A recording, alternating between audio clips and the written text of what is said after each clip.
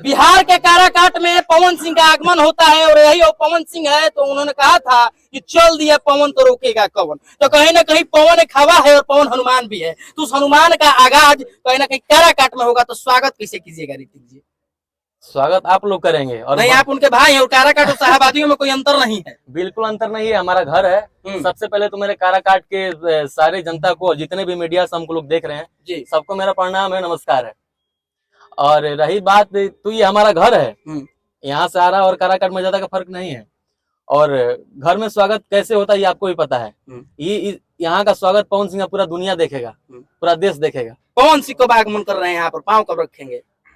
अपने एक्स के माध्यम से, इंस्टा के माध्यम से कल ट्वीट कर देंगे, कब आगमन करेंगे। वैसे 20 से 22 के बीच में भैया एंट्री करेंगे।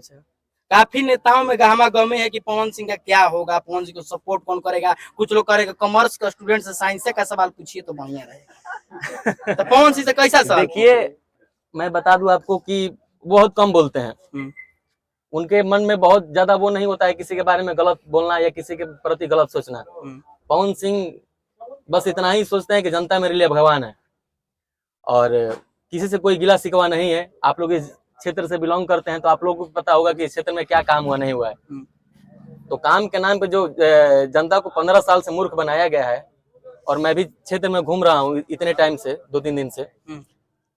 रोड रास्ता की स्थिति जो जर्जर है, कितने सारी ऐसी ट्रेन है जो यहाँ रुकती नहीं है, न पार्क है न स्टेडियम है बच्चों को खेलने के लिए। खुद मैं बच्चा हूँ, मान लीजिए हमको भी खेलना पड़ेगा तो कहाँ जाएंगे खेलने। तो उसके लिए हम लोग का सांसद चाहिए ना भाई कि बढ़िया स्टेडियम मिले, हम लोग हर सुविधा हम लोग क्षेत्र में मिले। इसलिए बस भैया किसी से कोई गिला शिकवा नहीं है, बस काम करना है। विरोधिया कह रहा है कि नाचने गाने वाला कलाकार का विकास करेगा। नाचने गाने वाला इंसान नहीं होता है क्या? ऐसे लोग अगर बोलते हैं तो सोचिए उनका मानसिकता किस तौर पे है। ऐसे लोग क्या विकास करेंगे? नाचने गाने वालों के बिना कहाँ पूरा नाचने को तो भगवान महादेव जी भी नाचे हैं। अच्छा, तो भी नचनिया बजनिया होगा इन लोगों के कहने के बाद से। अच्छा, तो देखिए, इन सब सारी मुद्दाओं को हटा के हम लोग विकास पे चर्चा करें तो ज्यादा बेटर है। और पवन सिंह सिर्फ टारगेट काराकाट को बदलना, उनके मन में है बस काराकाट को हमको बदलना है। प्यार दुलार कैसा मिल रहा है क्षेत्र के लोगों से? जय जय है, जय भैया। कौन सी मतलब काराकाट विकास? कौन सी मतलब काराकाट? ज्यादा माइंड क्या गाना चाहेंगे अपने भाई के लिए? और पावर कहाँ से चालू होगा अब की बार?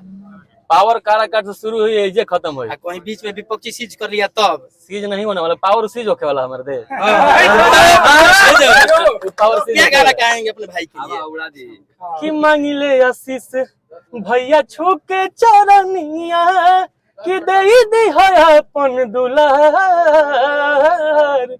कि वोट मांगे रीतिका तोहार ए भैया हो, कि वोट मांगे बेटा भाई तोहार। अच्छा, तो कोई ना कोई गाना गाएंगे पवन सिंह अपने दर्शकों के लिए? अरे बिल्कुल गाएंगे। यही जीतने के बाद बदल गए तब? जीतने के बाद यहीं रहेंगे और वो नहीं रहेंगे तो उनका भाई रहेगा ना। ये कोई शिकायत का मौका नहीं मिलने वाला है।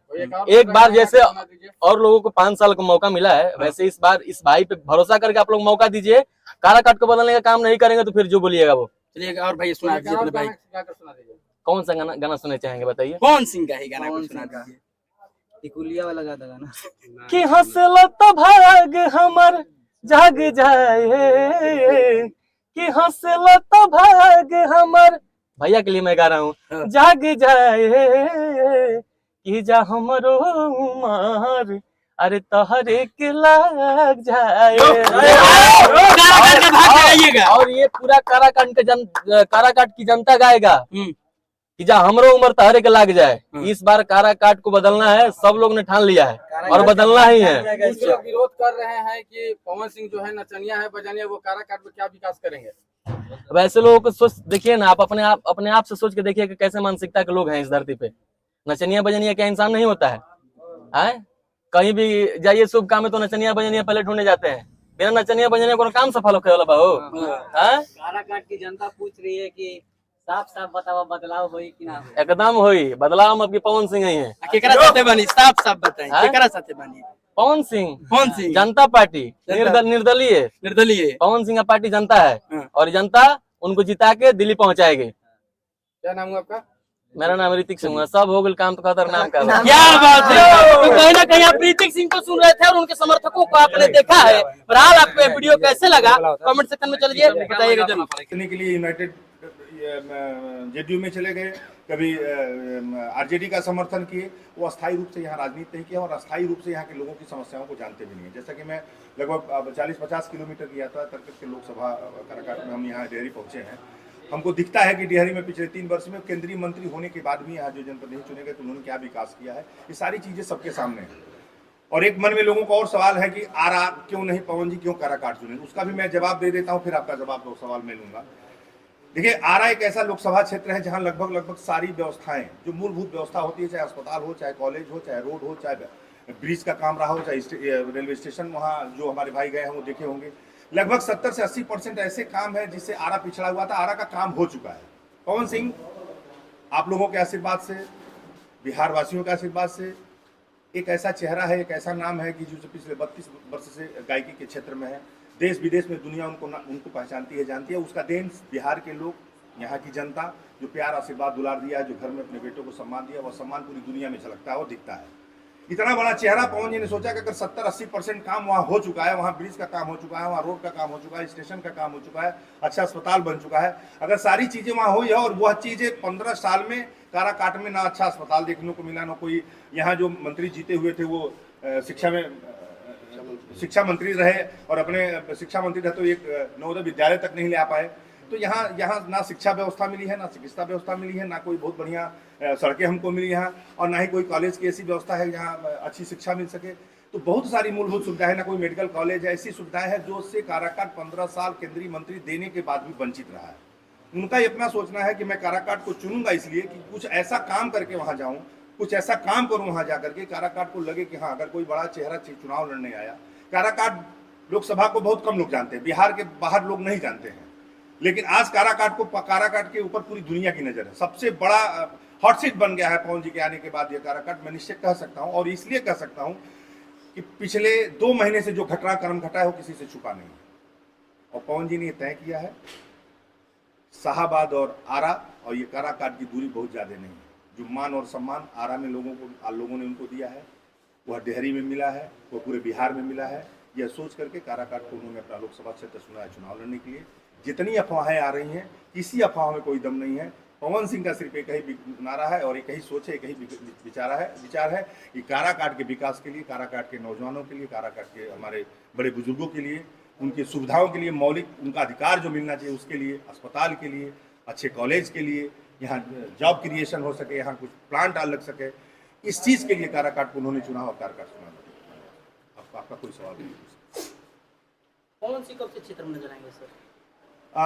जल्द ही, चूँकि पहला आगमन उनका होना है और मुझे लगता है कि राजनीति शुरुआत करनी है तो कहीं ना कहीं थोड़ा एक हिंदू धर्म में मान आता है, थोड़ा सा वो भी अपना साइड पर दिखा रहा है। लेकिन बहुत जल्दी आज शाम तक या कल सुबह तक हम लोग बता देंगे कि कितने तारीख को उनका पहला आगमन होगा, और वो आने के बाद लगातार काराकाट में अपना समय देंगे। प्रत्येक लोगों के डोर टू डोर, ब्लॉक को, प्रखंड को, सबके करते जाएंगे। पवन सिंह का मुख्य मुद्दा क्या होगा? मुख्य मुद्दा हमने आपको पहले ही बता दें। देखिए, एजेंडा है पवन सिंह के पास, प्रॉपर रोड मैप बना हुआ है। पवन सिंह देश दुनिया देखा है पवन जी ने। पवन जी को लगता है कि कहीं ना कहीं जो मूलभूत सुविधा मिलनी चाहिए काराकाट को, और यहाँ सब कुछ होने के बाद, सारी व्यवस्था होने के बाद, जो चीज़ें बाकी जगह पे, बाकी शहरों में है, वो यहाँ नहीं है। उनका लक्ष्य है कि हम अच्छे से अच्छी व्यवस्था दे सकें, अच्छे से अच्छा कॉलेज दे सकें, अच्छे से अच्छा हॉस्पिटल दे सकें। कोशिश है उनकी खूब बढ़िया मेडिकल कॉलेज आए, IT कॉलेज आ जाए, कुछ स्टेडियम के लिए सोचे हैं, और जिस फील्ड से है उस फील्ड में भी कुछ अच्छा हो सकता है यहाँ, तो उसके लिए भी काम करेंगे। ये सारी विजन है उनकी, सारी सोच है, सारी सोच के लिए। यहाँ के युवाओं के लिए पवन सिंह का क्या? देखिए, युवाओं का, देखिए हम युवाओं के लिए, देखिए पवन जी का मैं देख रहा हूँ, सोशल मीडिया पे भी देख रहा हूँ, जहाँ भी देख रहा हूँ, जितना प्यार और जो उत्साह यहाँ के नौजवानों में है। एक बात जरूर कहूँगा ऑन बिहाफ ऑफ पवन जी कि जो प्यार और दुलार और जो आशीर्वाद और जो स्नेह नौजवानों में दिख रहा है, उनके वोट का एक एक जो उनका वोट जो देंगे, उस वोट का एक वोट का हक अदा करेंगे पवन सिंह। और नौजवानों के लिए जो जिस फील्ड में जाना चाहेगा और जो उनके अधिकार क्षेत्र में रहेगा, वो उनके लिए जॉब क्रिएशन की बात रही हो, उनके लिए कोशिश करेंगे, जितना हो सकता करेंगे। नौजवानों के लिए अच्छी शिक्षा की व्यवस्था कैसे हो सकती है उसके लिए करेंगे। नौजवानों के लिए जो पहुंच खेल के क्षेत्र में कोई जाना चाहता है उसके लिए हम स्टेडियम की स्थापना करना चाहेंगे या कोचिंग सेंटर डालना चाहेंगे कि कोचिंग के माध्यम से कुछ अच्छा उनको क्रिकेट हो, वॉलीबॉल हो, फुटबॉल हो, जो जिस क्षेत्र में हमारा नौजवान भाई जाना चाहता है उनके लिए वो व्यवस्था उपलब्ध करेंगे। सीनियर सिटीजन के लिए क्या सोच कर रखे देखिए आज के डेट में मुझे लगता है कि लगभग पवन जी की बातों को सब लोगों ने सुना होगा। एक बहुत वीडियो वायरल हुआ था, आप लोगों ने सुना होगा। पवन जी का ये लक्ष्य है कि मैं अगर काराकाट की जनता सदन में मुझे भेजती है या लोकसभा काराकाट से चुनाव दे करके भेजती है, एक बात जरूर कहूँगा कि मेरा यह प्रयास रहेगा, पवन जी का ये कहना था कि मेरा यह प्रयास रहेगा कि मैं अपने लोकसभा क्षेत्र में किसी बुजुर्ग को, माताओं को कोई तकलीफ ना हो जिससे उनको दुख हो, उनको दर्द हो। ये चीज़ उनके अंदर झलकता है और ये करेंगे भी। उनके रहते आप जो अवसर उनको जो मौका देगी यहाँ की जनता, उनके रहते उनका पूरा कोशिश रहेगा कि यहाँ के जो हमारे बुजुर्ग माता बहनें हैं उनको कोई तकलीफ ना हो, उनको कोई अनदेखा ना हो।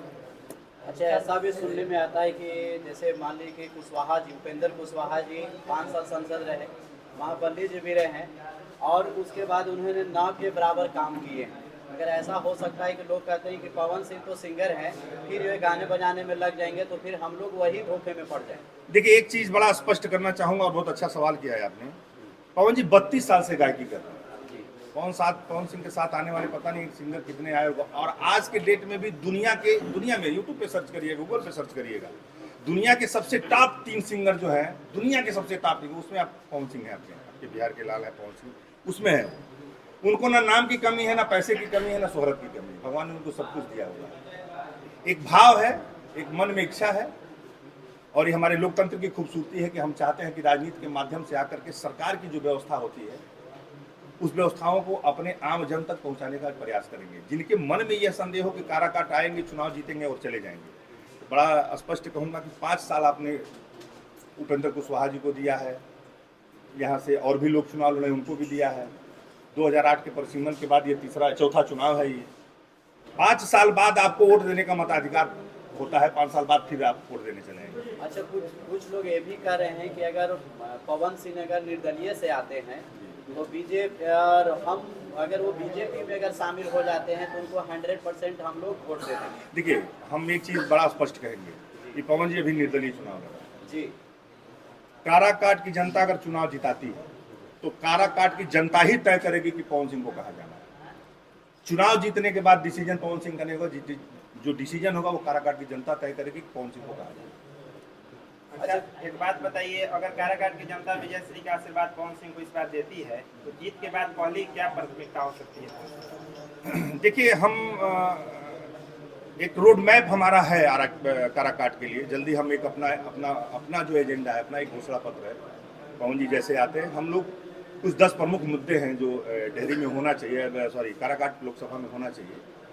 हम लोग अपना एक रोड मैप बनाया हुआ है, डेवलपमेंट का रोड मैप है कि क्या चीज़ें हैं जो हम, अगर 5 साल हमको यहाँ की जनता चुन के देती तो वो कौन सी ऐसी जरूरत की चीज़ें हैं जिनको हम करना चाहेंगे। तो एक रोड मैप है, एक घोषणा पत्र पवन जी की तरफ से हम जल्दी ही आप सबके बीच में बतवा देंगे और प्रेस को भी दे देंगे। सर क्या पवन सिंह के चुनाव लड़ने से क्या कहीं ना कहीं महागठबंधन को फायदा पहुंच रहा है क्या? देखिए पवन सिंह किसी को फायदा या नुकसान पहुंचाने के लिए चुनाव नहीं लड़ रहे।